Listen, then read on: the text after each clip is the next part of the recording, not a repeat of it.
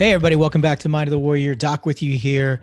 As always, very pleased today to have fellow Airborne Ranger, author, coach, fitness enthusiast, MMA fighter, all around badass, Jeremiah Sullivan. You may know him from Instagram, his Instagram. You might know him from his Conquer Academy.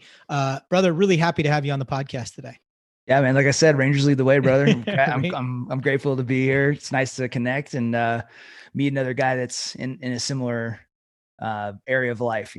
Yeah, it's a good thing. I'm trying to focus a little bit more on having guys like you on, former regiment guys. I think there's guys. The guys that are in regiment kind of go one of two ways. They're either immensely successful in everything they do afterwards, or they go, well, all right, I kind of peaked. I guess that's it. Yep. and they just kind of go in obscure. This was especially true in the 80s, man. You had like guys that went out and like started their own business and were just or continued a 20 plus military career. Give you an idea, Mike Hall was a platoon sergeant in my company when I was coming up as a private. So guys who eventually go on to become JSOC sergeant major, guys like Mike Hall, Chris Ferris. You had guys like that, and then you had guys that got out and then like worked as a bouncer for a while and worked as a mechanic for a while, and then you run into them 10 years later and they're hitting you up for cash because it was like that 4 years was all I had in me.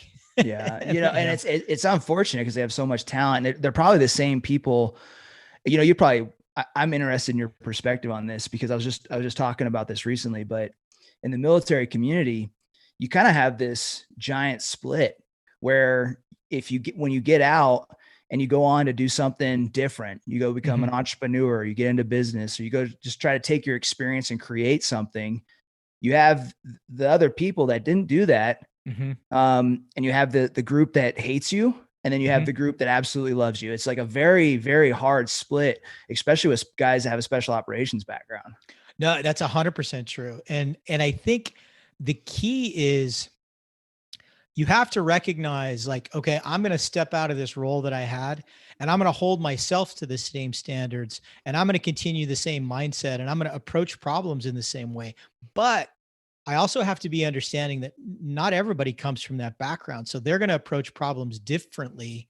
And it might not be that my way is better. It's better for me, but it might not be better for them.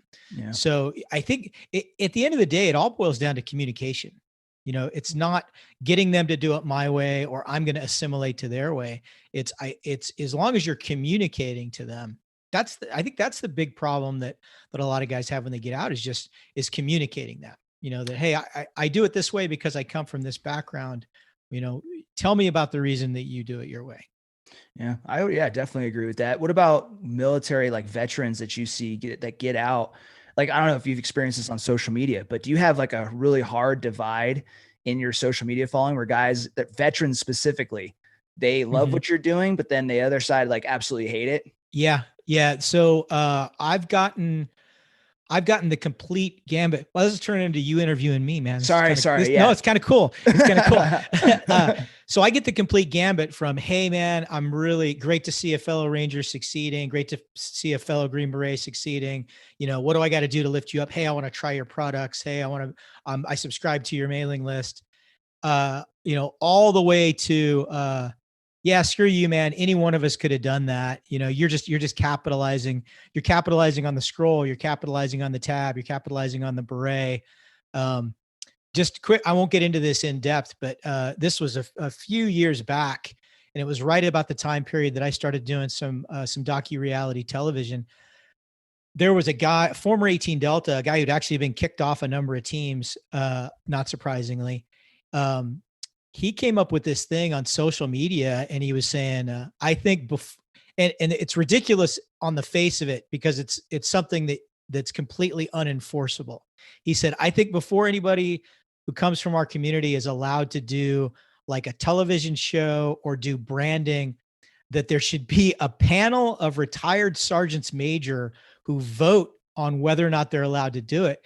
And it's like, dude, go fuck yourself. Like, an active duty sergeant major has no power over me, much less 4 retired sergeants major. Yeah. I don't give a flying fuck what they think. If if some guy wants to do anything up to and right up to the edge of legality, somebody wants to do it with a beret on their head, or an SF, tab on their shirt, or a Ranger tab on their shirt, they're entitled to do that. Yeah.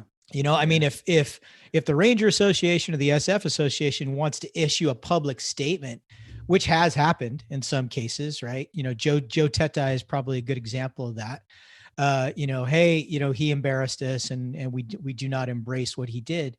But it's Nick Palmisano I don't know if you interact with Nick at all, but he and I have talked about it before, that the huge dichotomy in the vet community, that you have the guys that'll lift you up and support you, but there's also a tremendous amount of toxicity. And I don't attribute it solely to jealousy.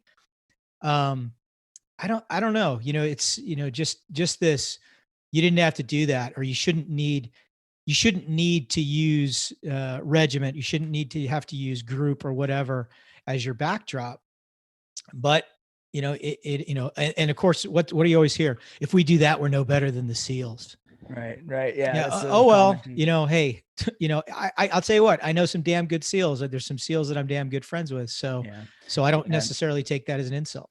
Yeah. Well, I didn't mean to get us kind of like bogged down in that, but I thought that hearing like the listeners, that are tuning in for this, it's an important thing for them to hear, because it doesn't really matter what you're doing in life. Like if you're trying to succeed, you're going to get that split from people. And Totally.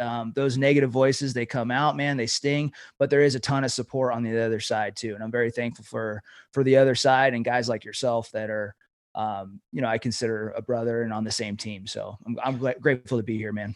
Well, let's jump back, because there's a portion of your story that I want to talk about, and it has to do with when you decided you wanted to get a commission, and we'll talk about that, because you kind of see that split. That's something we both experienced and saw that. But I want to go back first a little bit farther than that. So tell me about your upbringing. Tell me where you grew up, and what kind of your upbringing was like that led you onto a military path. Yeah, so I had a similar, small town upbringing that I think a lot of military guys do have, but mine was really interesting in that the town that I grew up in was about 300 people. We were low income, and my dad was a little bit of an entrepreneur in that he was undereducated but very savvy, and so my whole life he was finding ways to hustle, to wheel and deal, And one of the things that he used to do was he used to hunt.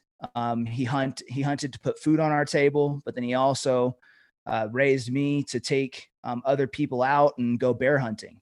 So we would do some guided tours, take people out with dogs. So I spent a lot of time stomping around in the woods without really internet and TV, and playing, cowboys and Indians, and playing those type of things outside, and hunting and fishing. And then as I got into high school, I tried out for the wrestling team. I really didn't want to do it, but some people convinced me I should go out and try, some of the older kids. And I have 3 brothers. So going into wrestling practice on day one, it was familiar territory for me, right? So I go in and scrap around, and I was kind of a small, shy kid, and wrestling gave me confidence. So I started to pursue that, got a little bit addicted to it, started going to some camps. By my senior year, I got pretty good. I mean, my freshman year, I lost a ton. And then my senior year, I lost 2 matches. Wanted to go on to college and compete, but just didn't end up working out for me. And I didn't see myself as a good enough athlete to go on to college and wrestle. So that was basically the first chapter. My dad got his GED in his 40s. My mom got her bachelor's in her 40s. She was a teacher's assistant. My oldest brother, he actually has Down syndrome, so he's handicapped. And with us being low income, it was a pretty stressful household. It was a loving household, but I was the guy that was kind of charged with taking care of everybody at once, right? So my leadership development started at a really young age. So after high school, I kind of failed at becoming the athlete that I wanted to be, didn't have a plan, decided to join a community college because my friends were doing the same thing. And I said, all right, I'll go where you guys are going. It just wasn't doing it for me. because the wrestling thing didn't pan out, I saw myself as a failed athlete. You know, that was my self-image. Mm-hmm. And then I was in a community college with no purpose, no direction. And I honestly just felt like I was dead inside. And then one day I had enough. I came in, some friends were partying at 2 p.m. in the afternoon in the apartment that we had. And I walked in and I said, man, I can't do this. Like I'm fucking done. And I said, I need out of this. So decided to enlist in the military. Didn't know a whole lot about it, to be honest. You know, I wasn't one of those kids that, you know, we had a ranger in our town or an SF guy in our town or a SEAL in our town that we admired. I was just a kid that wanted out of my situation and joined the military out of desperation. Wow. So yeah. My initial path. So was I enlisted as a engineer, actually, 21 Tango, a technical engineer. Mm-hmm. I picked that because it was a logical path and I thought that I could use it when I got out, apply it to the civilian sector. As I got into the military, my confidence kind of started coming back. You know, I was a student leader in a lot of in basic training, AIT. Mm-hmm. And then I was overseas in Iraq. I was there during the surge, mm-hmm. which was a surprise surge for me. We were expecting a 12-month deployment, and then they extended it to 15. We had an officer in our unit who got hit by a roadside bomb and he was killed. And when that happened, I started, you know, contemplating life and what I was doing and my choices. And because I had quit on a dream before, mm-hmm.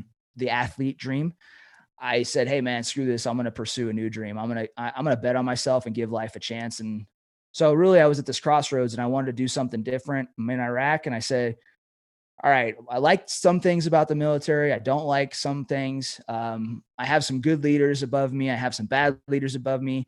I'd love to make a difference, love to make a change in the organization. And I'd also like to not be in a support MOS. I would like to be in the fight and not feel like I'm sitting on the bench. Mm-hmm. So I brought all that together. And I hate quitting shit. And I had dropped out of college. Right. So I said, man, I want to go back to school, finish what I started. And so I took a chance, decided to pursue the Green to Gold program, got approved and continued on that path into the infantry and then commissioned. And we can get into the military chapter next, but that's how it all got started. So did you, because I saw that you mentioned this, that previously that you got a little bit of that. And we those of us, you know, I'm a Mustang as well. I came up enlisted and then got commissioned, and you get a little bit of that. Oh, want to go be a cake eater, huh? Just, you know, being enlisted just isn't good enough for you. And that was something that I never looked at it that way. For me personally, it was like, you know what, I've seen what makes a good officer and I've seen what makes a bad officer.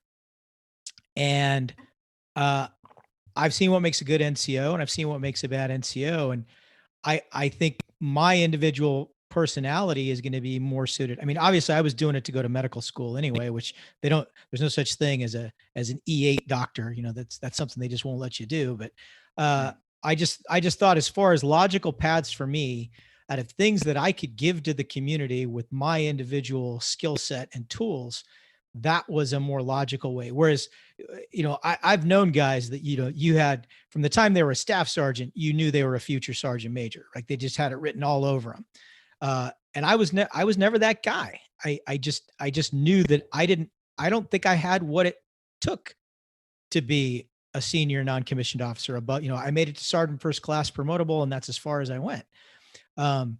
But did you see kind of you know, just like what we talked about in the veteran community, did you see a little bit of that, a little bit of razzing and a little bit of friction from some of those guys? Yeah. You know, I saw all sides of it. I mean, I got support from a lot of the friends that I had, leaders that I had, but I got a lot of hate from some of the other friends that I had. And then you kind of have the guys that are in the middle that are friends, but are just kind of talking shit, right? Like just kind of playing around. Yeah. And so I got a mix of all of it. What I remember the most and what stings the most is the negative stuff, the people that kind of like start looking down on you when you decide to choose a different path. You know, I've seen that. I saw that as I commissioned to an infantry officer. I saw it when I decided to go from infantry officer to ranger. And then I saw it when I decided to go from company commander to entrepreneur. And it's like people will act as if they want you to succeed until you don't do it the way they want you to do it. Yes. you know? And exactly. That's exactly true.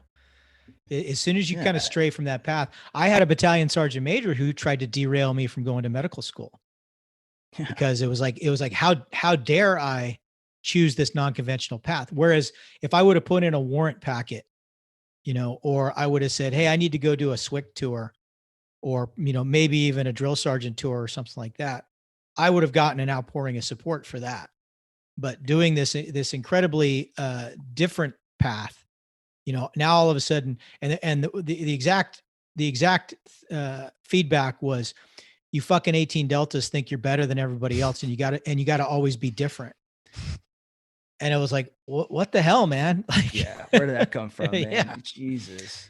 Yeah. So yeah, it's unfortunate. It's part of the territory, though, and I have entrepreneur, business owner friends that have never served, mm-hmm. and they've gone through the same thing. Mm. So it's a typical crabs in the bucket theory, mm-hmm. Where people just want to pull you down, but again, it's not all hate.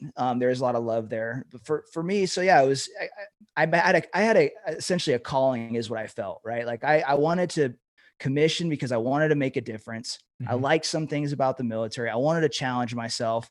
And honestly, a lot of it was born out of wanting to do a better job than some of the leaders that I had, that I shouldn't say that I was scrutinizing as a young enlisted soldier, mm-hmm. right? That's sure. A better way of phrasing it. Because when you're young, you kind of like say, oh, I would do a better job, if I was doing this, and this, right? Absolutely. So I said, hey man, my parents taught me, if you want to, if you have something you don't like, do something and change it. So I said, all right, I'm going to become an infantry officer. I'm going to make a change.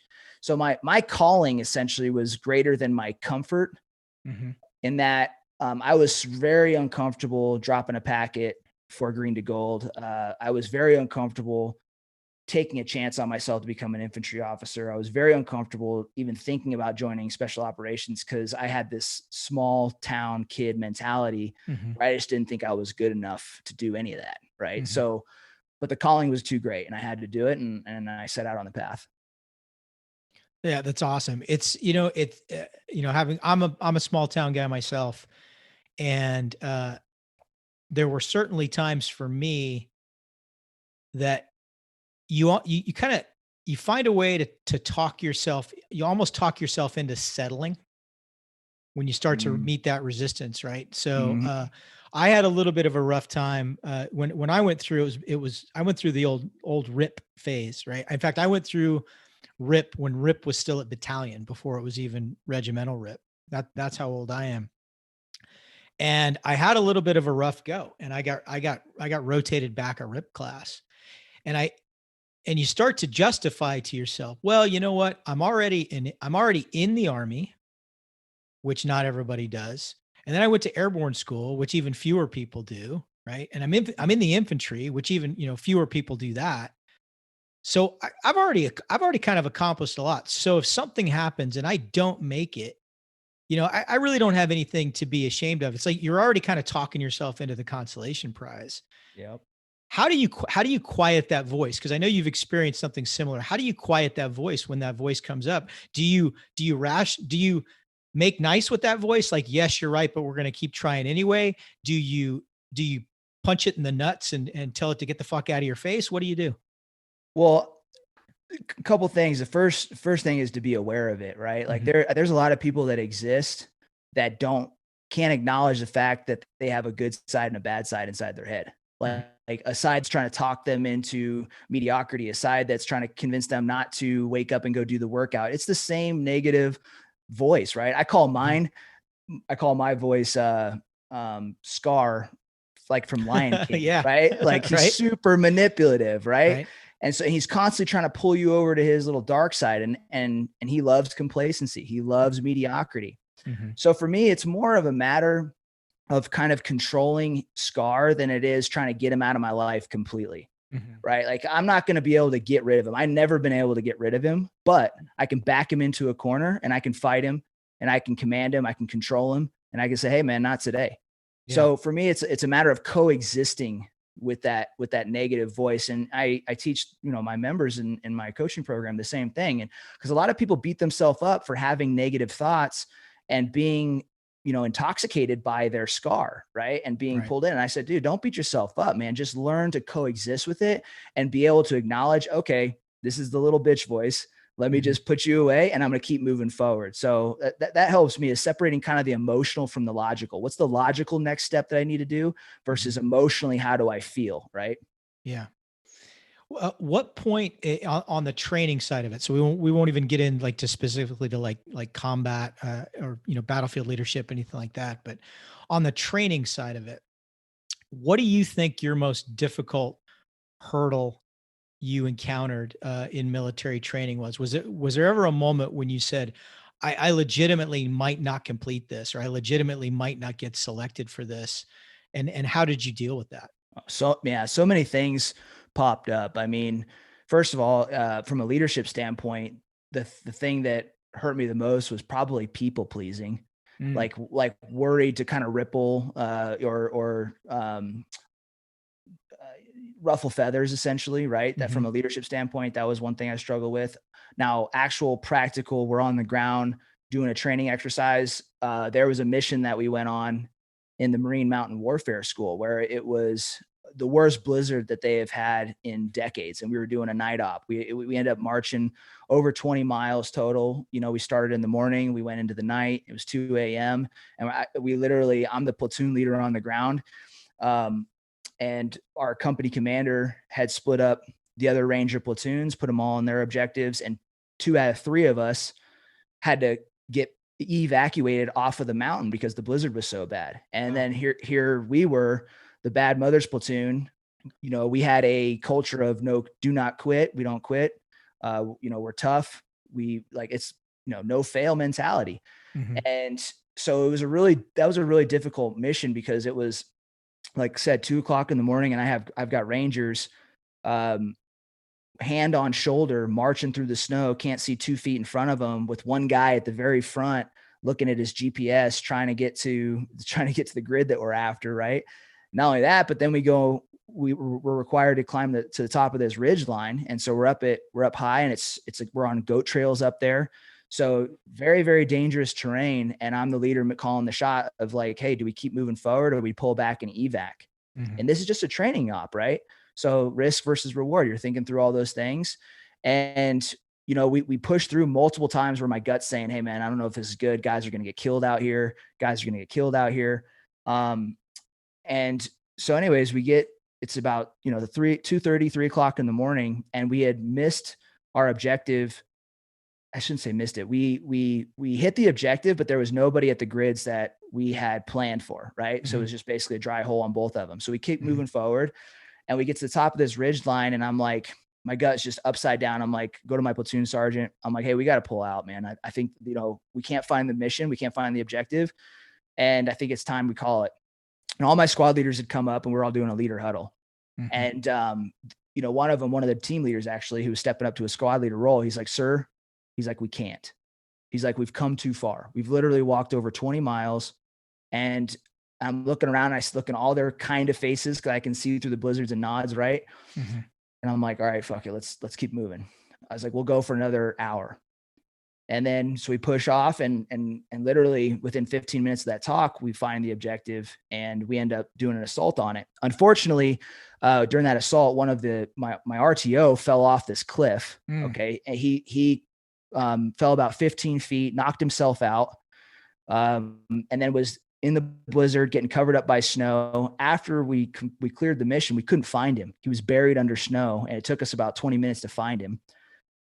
Uncovered him. He was basically in this little drainage ditch on the side of the mountain. Pulled him over to the medical tent, and his eyes had frozen shut. He thought he was blind when we woke him up. He was like, wow. I can't see. So that was a really scary mission right there, but we ended up achieving success at the end. And I mean, it was difficult, and there's other ones too, but that's the first one that came to mind, man. Wow. Yeah. That's, I can see why that one would stick out in your mind. We had, this reminded me of something that kind of happened to us, back in the 1980s that kind of went a different way, in that the leaders should have probably called it off and didn't. In that we were in Puerto Rico, and we had to do a movement across Vieques Island. And they said, yeah, so we're going to move from one end of the island to the other, and we're going to do it in 24 hours. And I remember Regimental Recon was down there with us. And one of the guys in Regimental Recon he'd had a pretty interesting career. He'd been Force Reconnaissance Marine, and he'd been an 18 Bravo and 5th Special Forces group. That was back when you could go SF and then go back to do, you could, basically reclass as an infantryman again. And then he'd come to regiment, and because he was, already free fall qualified and scuba qualified, he'd gone directly to Regimental Recon as an NCO. And I remember him telling me, if the Marines were doing the same movement, he goes, I hate to say the Marines would do this smarter, because that's not something you hear. He goes, the Marines would take 3 days to do that movement. And he goes, because given the terrain, there's no way you can move tactically in 24 hours. He goes, I've been there. And I don't know if you've ever been on Vieques Island, but Vieques Island sucks. There's a reason it's a bombing range. Yeah. There's no fresh water there to speak of. It's really thick, really brutal terrain. That's why historically it's all been bombing ranges and live fire ranges. Right. So they say, we're going to do this. And this is daylight movement. So we do like a morning insertion. So we're moving in the heat of the day. And we got basically up to the highest point on the island, and we stopped, and we were supposed to stop and then keep moving again. But I think I know that the medics used up all of their IVs. And I want to say we had about a squad in the platoon that I was attached to. I was a 90 gunner. We had about a squad's worth of people that were completely combat ineffective. Yeah. That there was no way that we could move. And they're like, all right, give everybody their IVs and we're going to keep moving. And we did. And, luckily it was downhill after that. And we didn't have an immediate follow on live fire or anything like that. But same thing, the no quit mentality, but it was pushed even a little bit too far in that case. And the thing that I think where I kind of drew the line of okay, we can keep pushing was that. So in contrast, one of the other platoons had walked the same distance, but they had, they wanted to move fast. Right. So they actually didn't bring their snowshoes. And so they would basically trekked through 2-3 feet of snow to their ORP. And then they stopped there because they were ahead of schedule. Mm-hmm. And guess what happens when you stop in a blizzard and you've been moving for multiple hours and you've been sweating, right? You get hypothermia. Right. And so they had a whole squad that had was hypothermic and had to get pulled off, get evac'd off the mountain. So unfortunately that happened to them. For our platoon, none of our guys had any cold weather injuries, anything like that. So it was just more of a matter of risk versus reward. Can we keep pushing based off of this terrain? Mm-hmm. and time essentially. Right. And I think that it's a delicate balance, man, between being hard-headed and wanting to not fail at all. But sometimes, man, sometimes you have to take the loss and it sucks. I don't know, we could talk about overseas missions, but I had to take a loss overseas, man. And that was one of the worst feelings ever. Right. It's it's, those are the ones definitely that stick with you. And those are the ones that you always ask yourself, could we have done something different in planning? Could we have done something different in execution? Could I have had something different in my kit? That's, anything you want to, anything, if there's a specific incident you want to bring up, you're welcome to, you can speak to any of that, but I know those are difficult. Yeah. This one's always really hard for me to go into. But I think it's important because I talk a lot about success. I talk a lot about winning. I talk about, what it takes to be a better leader, what it takes to operate at the highest level. But in order to do all those things, man, you have to lose. Mm-hmm. You're going to go through losses and you're going to go through the failures, and not enough people talk about the failures, man. And it's just part of it. It makes for a cool social media meme when you're yeah, man, let's kick ass this week and go win. But I'm okay, you want to win. Guess how many times you got to lose in order to get to that win? A fuck ton. Yeah. So so unfortunately, like I had a great career in the Rangers. I had an awesome time, awesome community, awesome culture. The Bad Mothers, you know, they built me into the person that I am. I attribute everything to them. To any part of Ranger that's in me came from those guys, right? Mm-hmm. And unfortunately, you know, when I was overseas, um, all dreams kind of come to an end, right? And mine ended on my last Ranger mission. We went in to do this high value target raid.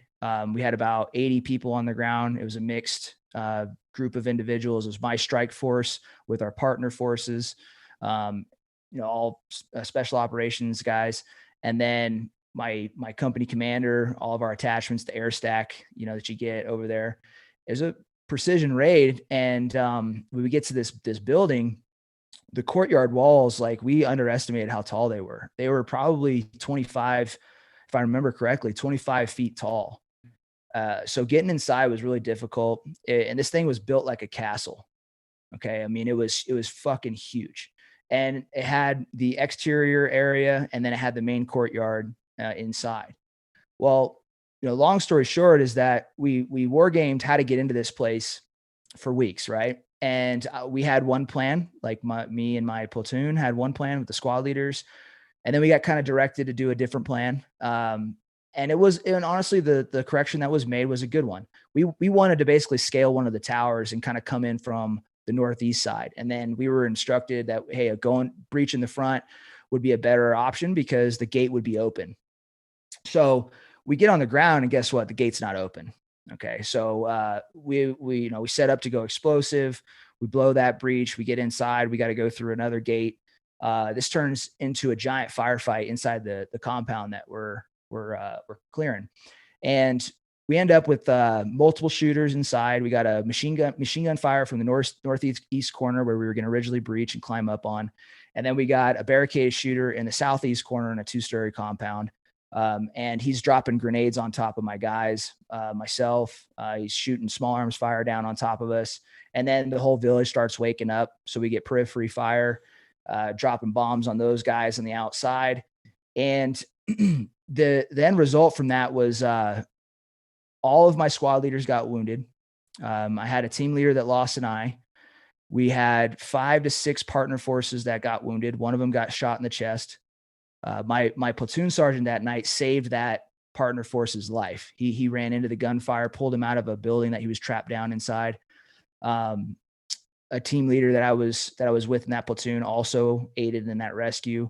And so we were completely combat ineffective. And it all stemmed from not knowing that the front gate was going to be locked, and then not knowing good enough intel to point out that there was going to be a guy in this building that we had been watching for weeks. And I tried to do multiple strikes on top of this compound, but we couldn't do it because the guy had a kid upstairs.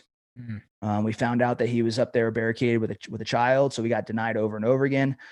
We pulled back to a point where I had all my leaders out, and you know, I got a squad laying down suppressive fire, and we're still that hard-headed platoon. Hey, no quit mentality, right? We're the Bad Mothers. This isn't a mission failure yet. Even though all you guys have shrapnel to the legs, you got one guy that lost an eye. Let's figure this out. So I deploy a fire team to go shoot the Carl Gustav at the compound wall. I'm like, maybe I can breach it from the outside and then get in. We shoot 3 rounds at the courtyard wall, and it doesn't do a thing. Not a fucking thing. That firefight goes on for multiple hours until the point where it was literally, if any chance of clearing the compound would have been basically me, maybe my FSO, the XO, and a couple of Joes from the partner force side, right? So we had to make the call to pull out and take off. Platoon sergeant was combat ineffective. He unfortunately, the medics attempted to give him some stuff to help with the inflammation, right? And they accidentally gave him too much ketamine. Okay. And he ended up ODing and went out, and then we had to bring him back. And so there was all that happened under combat, right? It's like the unsexy stuff that people don't talk about. Mm-hmm. So there's a lot of leadership challenges that night. We end up loading up, we get out of there. 160th really saved us that night. We took RPG fire coming out. And then the next day, all my leaders are in the hospital bed, man. Wow. They're all getting Purple Hearts. The partner force that we had that got shot in the chest, he's there. The other guys, his squad is over there. And I'm standing there like, this is my fault. I'm like, I missed something. I wasn't diligent enough in my planning. I could have made a different call on the ground. All those thoughts, right, that you kind of deal with. Sure. And so anyways, we end up, because of the intelligence we pulled off that objective that night, we were able to do like a lot of kinetic strikes the next day. Our higher headquarters achieved like strategic success. They smoked all kinds of guys coming off. And the barricaded shooter, just for some context here, the room that he was in, the tower that he was in, when we opened up the door to go in to clear him, the first level was an armory. My platoon sergeant, who had been in regiment for over 13 years, said he had never seen an arsenal like that in his entire time inside of regiment. And he'd been to Iraq multiple times, Afghanistan multiple times. And this thing was just different level of an enemy fortified position. So anyways, I wrestled with that night for a really long time, like trying to come to terms with it. And that was my last Ranger mission, man. And so I wrestled with, okay, do I work my way back into special operations for some like retribution, essentially, right? Or do I come to terms with this? And it took me a long time to realize that we didn't lose completely, right? That nobody died that night. None of my guys died. They had babies later on.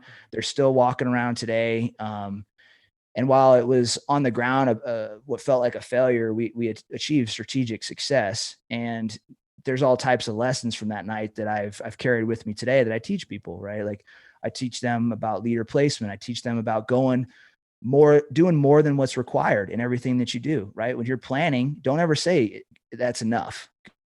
Good is, or that's good enough, right? Good is never enough. Like take it one step further, because next thing you know, a situation like that could happen. You're going to kick yourself in the ass that you missed a detail. You didn't take it one step further. So those lessons have really helped me cope. And then I'm using them to teach others along the way. Yeah. Did you, and with that being your last mission, did you know, had you already planned in your head, I'm hanging up my spurs, this is going to, I'm already seeing the light at the end of the tunnel? Or was that a decision that came later? How was that framed in your mind at the time? Yeah. So really good question, because my path into the Rangers started in Iraq, like I mentioned. And then along the way, I met a really good mentor who was my company commander as a conventional platoon leader. Mm-hmm. He had served in the regiment, and I was basically following in his shoes. Okay. I said, man, you're the greatest leader I've ever met in my life. I want to follow you and mm-hmm. do what you do, because I just idolize you. So that's what helped me and led me to wanting to pursue a career in the 75th, was I wanted to be like him. And then the next thing that he did after his career was he went on to SMU. And I call all the great leaders that have been in my life Major Steel. It's the collective. It's the name I gave to the collective group of them, right? To kind of protect their identities and stuff. So this Major Steel was the guy that I wanted to be. And I do my time at regiment. And the next thing you know, I'm like, all right, I'm going to, SMU next. And in the back of my mind, I'm thinking that'll give me a chance to redeem myself for this last mission. And so I had that in my sights for a really long time. Probably, what was it, about 7 years or so? I was thinking about that, right? Chasing that path. And after my time in the regiment, I went to the captain's career course. I was dealing with the struggles from that combat. I was actually away from my wife during that course too. She was on the West Coast. I was on the East Coast. I was in a really, really dark place, like really dark place. Living alone in this really shitty apartment in the middle of nowhere in Columbus, Georgia, and just Columbus, Georgia on its face will give anybody depression. So. And I was in the bad side of it too. Yeah. I wasn't in the good side. I was in the I'm saving money side. Right? Oh yeah. Yeah. So every night I'm wrestling with that stuff. You'd have nightmares, dealing with the kind of the recovery process of going through trauma. not dealing with it too well. And then after that captain's career course, I'm at another crossroads. The Army's trying to determine what unit I'm going to go to. Mm-hmm. Through a series of events, they basically say at the very end that I can choose anywhere. They basically messed up my file, and they messed up my trajectory, my pipeline, my career. And they said, listen, we screwed up. You can go wherever you want. Right. Mm-hmm. So I called my wife and I said, hey, I can go anywhere. Where do you want to go? And she's like, well, where do you want to go? And I said, honestly, I'm not built for garrison. I told her I'm not built for this. I hate it in garrison. I said, there's a unit that's deploying, but they leave a month after I finish the career course, and it's in Fort Carson. So it's a great duty station, right? But I got to deploy. So I end up electing for that, and I immediately deploy. I become a company commander overseas, and I spend basically 2 years away from my wife after that deployment, which was a really difficult thing to go through for me personally, Mm-hmm. And so I'm thinking about the next leg of my journey during this process. I'm thinking about SMU. I'm thinking about. Mm-hmm. And for the listeners that don't know, when he says SMU, that means Special Mission Unit, which if you Google it, you'll see exactly who he's talking about. Yeah. I try to be respectful, Yeah, exactly. I do too. I've had a couple of those guys on the podcast, so we're all good. So yeah. So I'm looking at it. I'm like, well, for me, it's like, it's the next thing that I can do that's even tougher, right? And I have a mentor that's there, and he's kind of grooming me, and we're staying in contact. And so I do my company command time. I have 4 platoons overseas in Afghanistan, and coincidentally, they align me to the exact Ranger platoon and company that I left a year and a half prior. Wow. And so those guys are back deployed, mm-hmm. and they're like, hey, you were a bad mother. Why don't you take this mission set? And so it was like, I never left them. Right. Mm-hmm. I was just down the road. Yeah. So it was pretty cool for that. I got to bridge the gap between conventional and soft, especially the Rangers when I was there, which was a really neat experience. And then afterwards, we got back to garrison, and I was looking to finally get some time with my wife. And I'm like, it's been 2 years. I haven't seen you forever. 3 months in to being back in the States, the Army comes down with this mission set. They say, hey, we need you to go to support cadet summer training in Kentucky. Your wife can't go, and you're going to be gone for 4 to 6 months. And that literally sounds like the worst thing ever. Oh my gosh. For a guy that hates garrison, right? Yeah. A guy that has been away from his wife for 2 years, has been in the military for 14 years at this point. Yeah. I'm tired of the, hey, you last minute shit. Right. And so then go ahead. I'm just thinking of all the terror. It sucks to say this, but it really, I'm sorry, it's babysitting college kids. It really is. Yeah. And I'm not trying to sound like a sexist either, but when you've come out of the Rangers and you've come out of a combat arms unit, and then having to watch what you say, it's especially after being deployed for so long, and I'm all about helping. And I love sharing knowledge. I love helping. And even cadets, like I'll help those guys all day. I help them through social media all the time. Sure. But like here I was this road, like, okay, you've been away from her for 2 years. You've just done all this combat time. And now we want you to, not only do we want you to go to Kentucky and be away from your wife for another 4 to 6 months, but we also, aren't going to give you a real job because we don't really, there was a lot of logistics and a lot of planning issues that happened for that mission set. So I got over there, and it was literally my responsibilities took like 30 minutes a day. I'm like, it was super easy. I'm like, what am I doing here? Right. So, I'm an aggressive and, initiative type of guy. I'll find work, I'll create work. And so I did, and I made my goal to make sense out of that assignment, get my guys back to their duty station in a timely manner, and just make that my focus. So they didn't spend 6-7 months there while they just got back from deployment. And that became my purpose. And so I did that. And along the way, I started really pushing it in terms of endurance training, because that was really giving me a sense of accomplishment. I did an Ironman triathlon. And then after that assignment, the CST tasking, I was sitting on my couch, and I was finally back with my wife, and I'm sitting on the couch. It's a Sunday. It was August timeframe. And I'm sitting there, and I see this guy on social media that I admire. And I'm like, man, this guy runs like a marathon a day. Right. And I'm like, man, this guy, he's like getting after it. One day I'm going to do one of these ultras. Right. And whenever I say I want to do something, I have this thing where I've trained myself to automatically take some action. So I was like, shit, right? I'm like, let me see what ultras are out there. I do a quick search in my area and I find one. It's a 100-mile race here in Silver Hills, Colorado. Mm-hmm. Okay. And it's at 11,000 feet. Ooh, okay. And so I say, screw it. I click it and I sign up, and it's a Sunday, and I go and run that race on a Saturday, 6 days later. Damn. Okay. Right. So, I immediately call one of my buddies who had done one of these before. And I'm like, bro, I just signed up for this thing. I just need, give me some common sense here. Am I going to die on this event? Right. And he's like, it's not going to be pretty.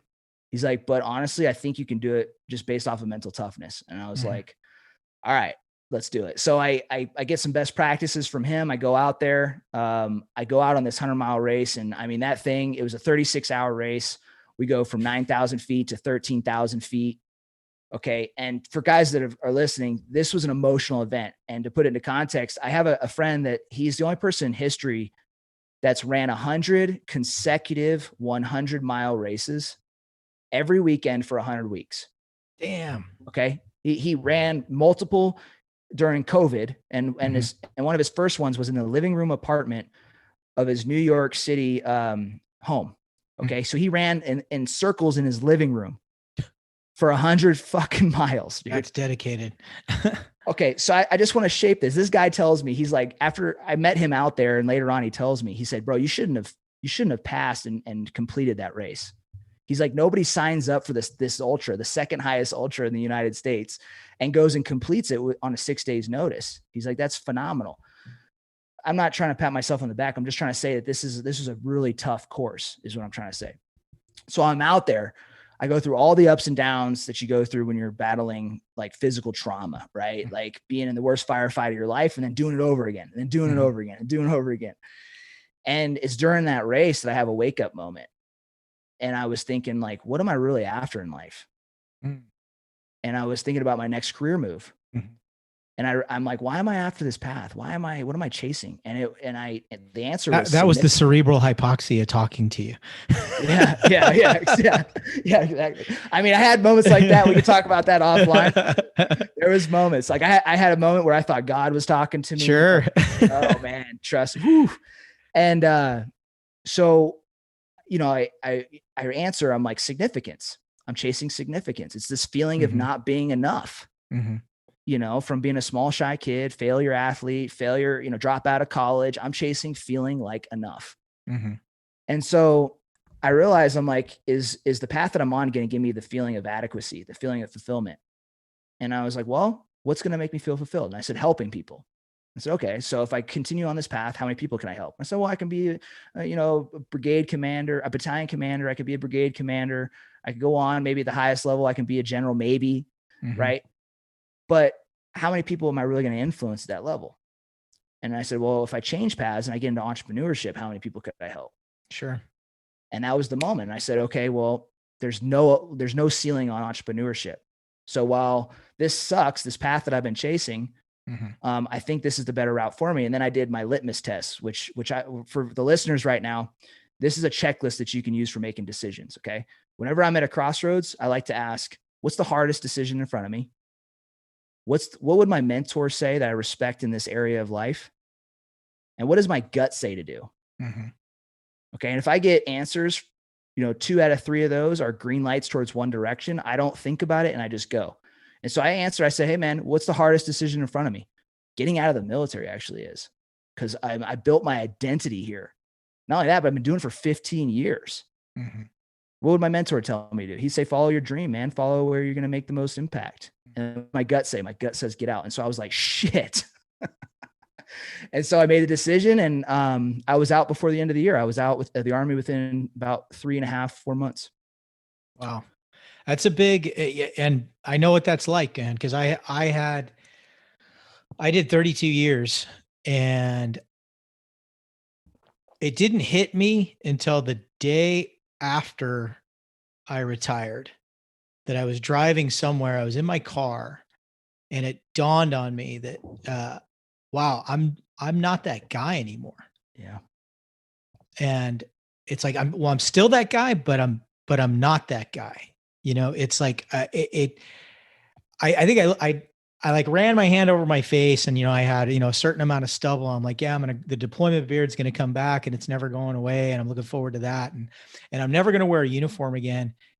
And I think that's when it dawned on me. It's like, you know, the thing about my uniform was it didn't define me, but when I went into a room, you know, that, I mean, that's the first thing we do, right? We size each other up by uniform. Yeah. You know, what gizzies, what's the rank, what gizzies and scare badges does this guy have? Okay, that tells me a little bit about who he is, right? Yeah. And it's like, I'm not going to have that anymore, you know, and I'm going to have to explain myself through my actions, Mm-hmm. which, and you know what, to some people, that 32-year military career is going to mean exactly shit. Like, they really are not going to care at all what I did for 32 years. So now it's like I'm starting everything all over. And, you know, and I was going into a job as a physician, but I kind of had a little voice in my head telling me that, you know, hey, you know what? You did medicine for the purpose of deploying and doing deployed medicine, and you're not really going to like this. And I went back to medicine just long enough to prove, yeah, I can do this just as well as as my EM peers, but this isn't for me. And it was it was very similar to your decision point. Is, you know, that is a tremendous feeling when somebody comes in, when somebody's heart stops right in front of you, and you ram electricity through it and restart it. That's a pretty tremendous Yeah. feeling, you know.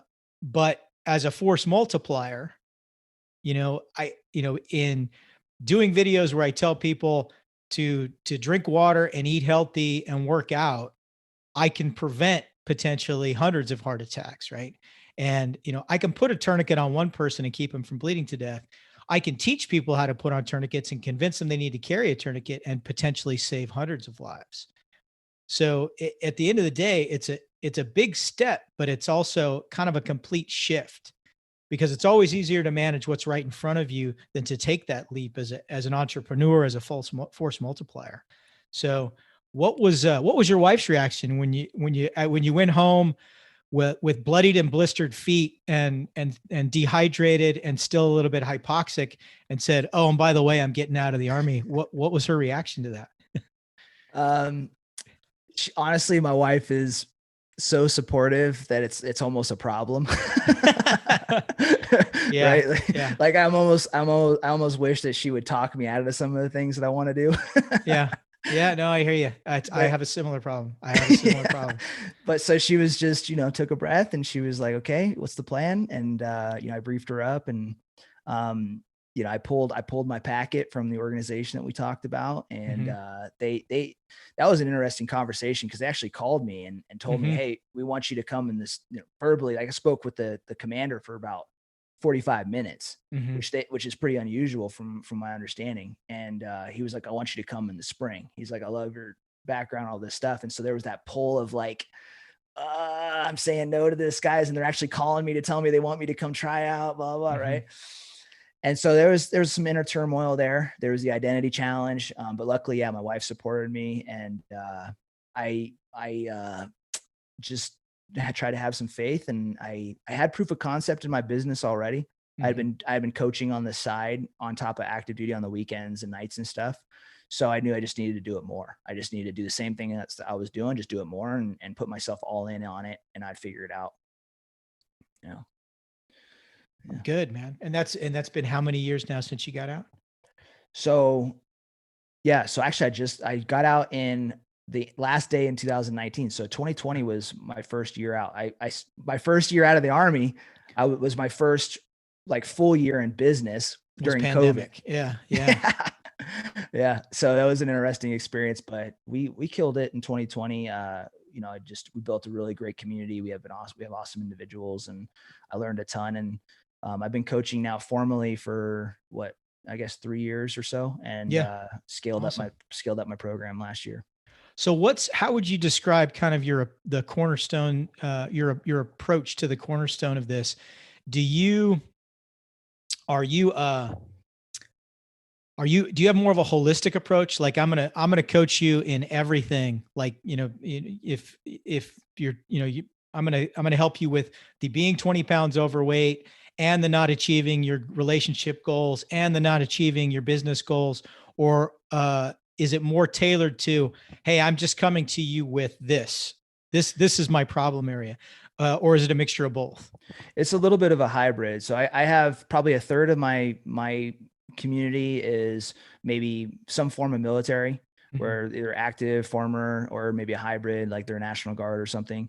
I have corporate professionals who are in 9 to 5s trying to succeed in their field, be the absolute best. And then I have maybe some entrepreneurs and some other ones that are outside of those two areas. And so what I do with somebody is I get them clear about what I call their big four. Like, hey, what are your big four goals that you want to work towards? Okay. What do they look like in 12 months? What's the vision for it? What do they look like in 6 months? Okay. Now specifically, what do they look like in the next 30 days? Okay. So we do that. And then we figure out what the biggest challenges are that are holding them back. Okay. And a lot of times it's not being decisive enough. Sometimes it's fear of failure, right? Those type of things. And so then what I teach them is how to set an action plan, an attack plan for the day, and do the things you don't want to do to get to that result. And so really the cornerstone of my program is built off of doing the things you don't want to do. That's where I push. Like a lot of these guys that are teaching productivity, teaching leadership, they teach really good stuff, but they teach kind of the fluff. I poke and I prod at the things you don't want to do, like in leadership, the tough conversations you don't want to have. Sure.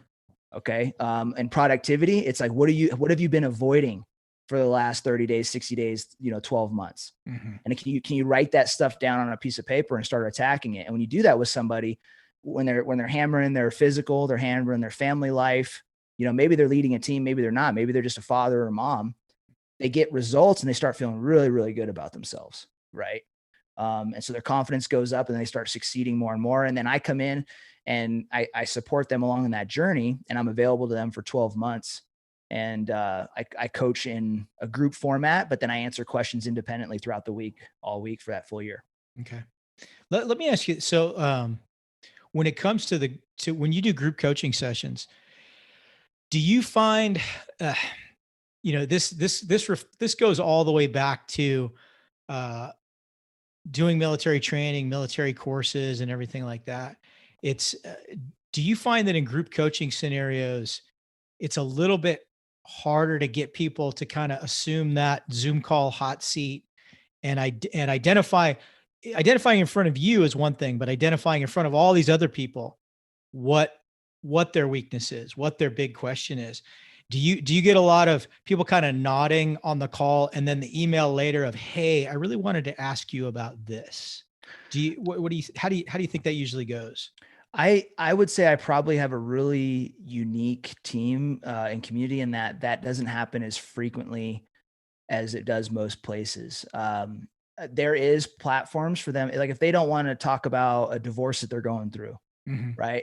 A lot of them do. They like the vulnerability. I encourage them all the time. I say, hey, the more vulnerable you are, the more courageous you're going to become. And by the way, the more support you're going to get, because people, when they find out that you have a similar goal to them, they want to help you out to get there. Right. So I give that message a lot. But then if there is something that's really like they want to keep quiet behind closed doors, they just email it in and they say, hey, private, could you answer this on the call? But no, I don't really get a whole lot of head nods. I get a pretty interactive community. And I think it's because of how interactive I am with every single member that comes through. Now, I'm not like perfect with that at all, but I spend a lot of time. I open myself up to my clients through social media. So if I'm connected with you and you send me a DM, I'm going to go back and forth, send you voice recordings, get to know you. But if you have a question, I'm not going to answer the question on social. I'm going to put that in the platforms for coaching, whether it's our private chat, whether it's the call or whatever. And so I think that creates a lot of trust. And then I also designed the program too, so that they're in squads. Okay. Which the squads right now are basically like platoons at this point. So they have a student leader that's a squad leader that's holding accountability meetings every week. And so they get to know each other really well. And when you jump on those calls, there's really not as much that they're holding back as you would think. Yeah, that's awesome. That's a great way to approach it, and especially with the answering that in a more open format. Because the thing that we always heard in military courses, right, is if you have a question, ask it, because odds are somebody else in the room has the same question, right? And you're not the only one thinking of that same question. Yeah. So I think answering it in the broader format, and I've just noticed, because I've never gone into doing coaching. My wife is a coach. Oh, cool. I've never done it, but what I have noticed is, like, if I do an Instagram live and I'll be like, hey, yeah, if anybody got any questions, if you have any questions, I'm happy to answer them, and I'll get no questions, and then somebody who was on that Instagram live will email me Yeah. like 10 minutes later, like, hey, they were a little bit too embarrassed to like ask what the question was. So I call it ninja leadership with those people. Okay. Uh-huh. So when you have the live or the coaching call, Mhm. my job is to create the right phrasing that draws out the question. So if Gotcha. a good way to ask, like a good way for somebody to freeze up and not ask anything, is to be like, hey, you guys got any questions? Right? Like, people are really quick when you ask them, you got any question? They just like, oh, I don't got nothing. But if Mhm. you can say it differently, you say, hey guys, what's the biggest challenge you're going through right now? Like, Mhm. if you had to think about that and kind of pinpoint one or two things, what is it? And that opens up a different path for them to kind of start describing what's going on. Mhm. Now the other side of it too is, if you're having a lot of interaction with these people, a good thing to do is to prompt them to start thinking how to ask questions. Okay, a lot of people are shy. A lot of people don't have those lines of thinking. Mhm. And so what I teach my guys is, like, I say, guys, you got to meet me halfway here. What you want to really be able to do is do what's called leader thinking. Okay, which requires a higher level of frequency of thought. So when I'm speaking, you should be thinking, how does this apply to my situation? What can I relate this to? And then how am I going to be challenged applying this in the future? And so when you challenge people to think at a higher level, Mhm. they won't clam up. They see it as a challenge, and then they want to actually ask the question, right? Gotcha. That definitely makes sense. That's a much better way to approach it. So I'll Yeah. keep that in mind in the future too. Ninja leadership is Ninja what I call leadership, man. it. That's a good way to word it. So tell me about your book. Yeah. So I have a book. It's a digital book on my site or Amazon, Mhm. and it's called The Whole Man Project. I wrote that book before I knew that I was going to create a coaching business. I just had gotten to a place in my career. Actually wrote it when I was a company commander in Afghanistan. And I wanted to help somebody else out that was in my shoes, pursuing the same path. Maybe they have a goal, whether it's get into the regiment, get into, to group, get into SOAR, whatever it is. If you had a guy like me that had some insecurities, had some doubts, I wanted to give them a playbook. Mhm. And so I started writing up this plan, and it's productivity, it's mindset, it's routines, it's rituals, all to get yourself operating at the highest level possible. And then I also supplemented it with a 12-week workout plan to that I used to get into and pass RASP. And I was one of the top officers in that class too. And I used that same program to teach about 30 to 40 other officers, infantry officers, inside of the captain's career course. I had taught them that same plan, and we had the highest class average. So I compiled all that, and I said, hey, read this book. It has the mindset stuff. And then when you do the workouts, there's mindset techniques for the workouts. Like, every week has a theme. Mhm. Okay. So like, you're going to start out, hey, here's your running plan. Here's your training regimen. And when you go out and do it, I want you to focus on 110%, which means on your interval days, you do a little bit more than what's required. On your recovery days, you focus on running at the absolute best you can biomechanically, right? You just do a little bit more throughout the entire week. And so then it changes the way they think while they're training. Mhm. And it ended up becoming an Amazon bestseller in fitness. I had I kind of fired it and published it a little bit quick when I Mhm. had gotten back from that deployment, and there was some friction with the military after about a month. And so I had to pull it down, and then I re-put it back up. And so anyways, it's called The Whole Man Project, and it's a really good book. Even if you're not in the military, my students that are in Conquer Academy read it all the time, multiple times a year, to help stay kind of switched on. How important do you think I think I approach, fitness from a holistic view, wellness from a holistic view. And I know at times in my life, even when everything else seemed to be going well, when I'm not physically in good shape. And so to give you an example, so I recently saw a picture of myself from about 3 or 4 years ago, and I was actually teaching a class, and I look like absolute shit. And I remember that at that time period, I really thought everything in my life was going well, but I was having difficulty sleeping. I felt kind of stressed out and everything else. And I don't know if the physical was a manifestation of that, how to, or if it was vice versa. But how much do you think it's a holistic wellness thing? Like if you're getting up every day and putting in at least 20 minutes working out, that you're going to manifest success in other aspects of your life. Yeah. I believe in it so much. I think it's the cornerstone to success, straight up, because everything that you can learn about winning and succeeding, you can be taught by training, right? Like how to overcome bad days, how to put a plan into place to get an outcome physically and break it down and then work every day towards it. Right. Like, for example, in my business and MMA journey, right? I ended up earning my blue belt in about 7 months. Okay. Which, Damn. yeah. So you're familiar, and I know you train jiu-jitsu as well. Yeah. The way I got there was the first day of practice. I couldn't get out of bed for a week. Okay. But I started focusing on how many hours can I get accumulated in a week's time, and just build on that.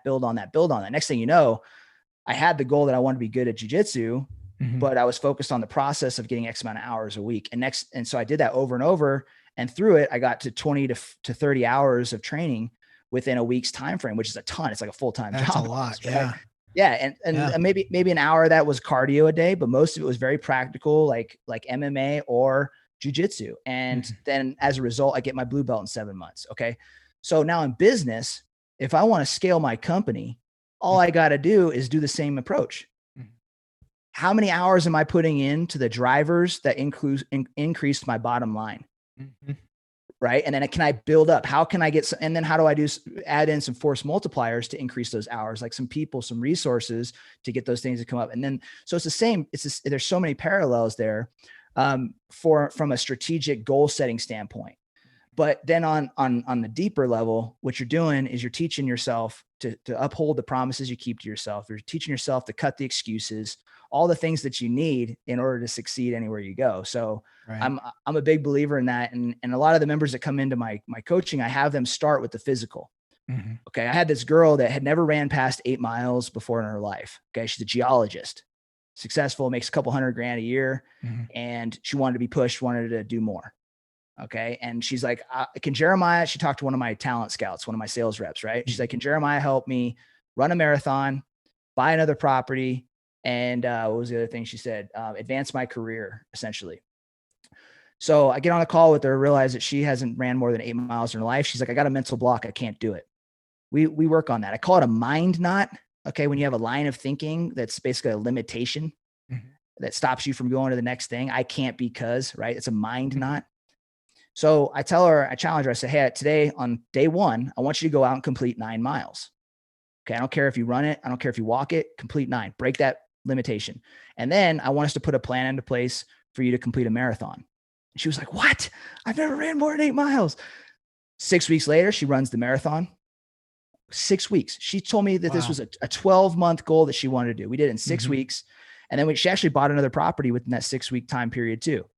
Okay. And next thing you know, so within 4 months of the program, she's like, I'm going to run a marathon in every single state. And she quits her job. And now she's in real estate full time, doing some property management and some other things.